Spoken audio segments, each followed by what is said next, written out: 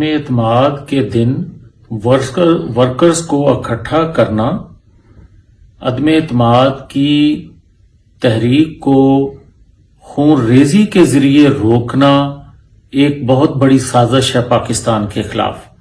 Opposition نے اس سازش کو روکنے کی منصوبہ بندی بھی کی ہے اور انشاءاللہ اپنے ارکان اسمبلی سمیت حکومتی ارکان کو بھی بحفاظت اسمبلی تک انشاءاللہ لے کر جائیں گے۔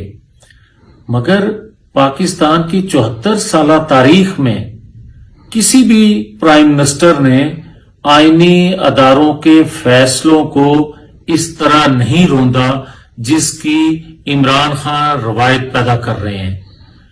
بدقسمتی ہے اس پاکستان کی کہ ایسا شخص آج ملک پر فائز ہے کہ کل D G I S P R کا سٹیٹمنٹ آنا کہ ادارے کو کسی طور پر بھی سیاست میں انوالو نہ کیا جائے، ادارے نیوٹر ہیں، تو آج عمران خان کی طرف سے نیوٹر کا لفظ جانور کے لیے استعمال کرنا کس کو کیا میسج دیا جا رہا ہے؟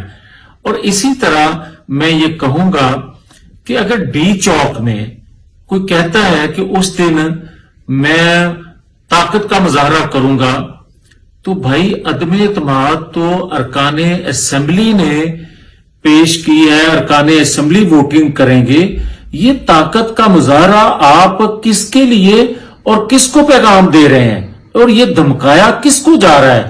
اور بقول عمران خان کے کہ اگر آرمی چیف نے یہ کہا بھی ہے کہ مولانا صاحب کا نام جو ہے بگاڑ کر نہ لیا جائے، تو آج آپ ایک جلسے میں بار بار وہ نام بگاڑ کے آپ لیتے رہے۔